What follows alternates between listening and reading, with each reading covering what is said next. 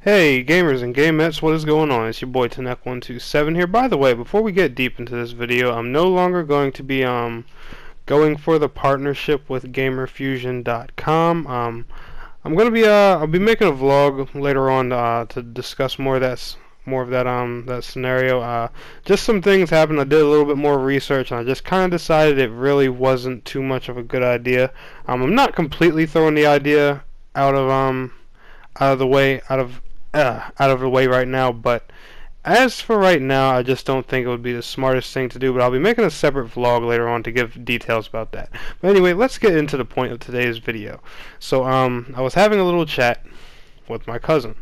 My cousin's 14 years old, and we were talking about gaming and all that stuff, you know, how expensive it is, and gaming, I'm not gonna lie, it's an expensive hobby. You have consoles that run anywhere between $300 and $500.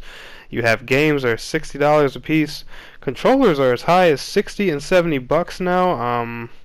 You know, chances are if you play a lot of games, you're gonna need a bigger hard drive. That'll run you 100 or 200 bucks, especially, you know, for the decent sized ones and good quality ones you'll need for these consoles out here. And if you're a PC gamer, man, don't even get me started. But the point is, gaming is an expensive hobby.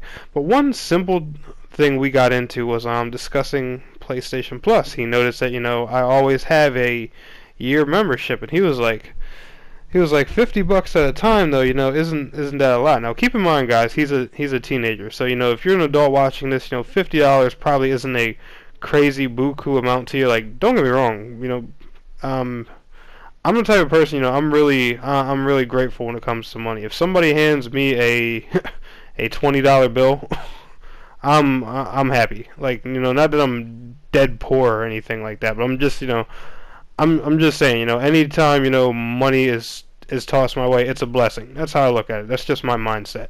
But but you know, $50, you know, as an adult, you know, as a grown person, isn't a crazy thing. To a kid, it may be a lot, but, you know, to us adults, it's really not, you know, nothing spectacular, nothing insane. $50, you know, will probably fill up your car or something like that.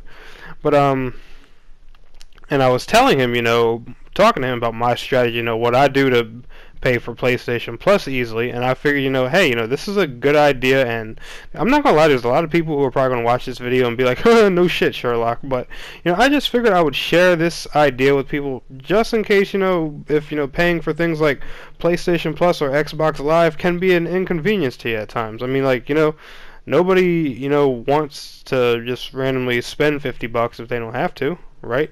Now, obviously, you know, paying for the monthly plans with things like PlayStation Plus and Xbox Live is a ripoff because it's $10 or $12 a month and stuff like that, which equals $120 a year, which is over double the amount of their yearly discounted prices. So why, you know, yeah, it's cheaper at the time, you know, it's cheaper to pay, you know, $10 and, you know, flat out 50, but you get what I'm saying.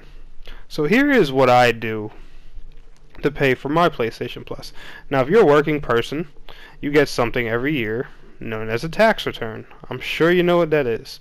It's a lump sum of money for the taxes you've been paying out of your paycheck all year that you get from the government. Now, depending on, you know, your financial status, these things are, you know, a fairly large sum of money. Obviously, you know, especially if you have kids and whatnot. Me personally, I have kids, so, you know, I get a few extra goodies in mine. But what I do every year, I just pay for my PlayStation Plus with my tax return. Like, let's say, for example, I'm going to be, you know, just throw out a random number. Let's say I work a small part-time job. I make, I don't know, $200 a week, and my tax return every year is $1,200. I don't know, I'm just throwing some random numbers out there. PlayStation Plus is 50 bucks a year. It would be a lot more convenient for me, especially since I get a tax return every year, to pay for my PlayStation Plus out of my tax return instead of one of my little $200 paychecks. You know, let's say I'm working at, you know, McDonald's or something like that. Why, you know, spend a lump sum of money like that out of, when you don't get much to begin with, or you can just pay it at the opportune time. Because most people, when they get their tax money, I'm not gonna lie to you, I go shopping like crazy. I spend that damn thing up. That's what I do. I just go have fun with it, get whatever I want. That's what I do with my tax money.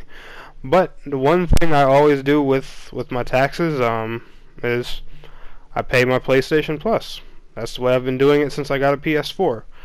Every around February, March, or whatever, that's when I'll pay my $50 subscription fee. I get, I got $1,200 for tax money. I would rather take that $50 out of that $1,200 and take it out of one of my little $200 paychecks. If you look at it like that and you put it in that perspective, it's not too bad. That's all I'm trying to say. But I don't know, guys. What do you think? Comment below. How do you pay for your PlayStation Plus and Xbox Live and stuff like that every year? Do you pay it yearly? Do you pay it monthly? Me personally, I'm not spending $120 a year on this, so I just pay the yearly thing. That's what I choose to do.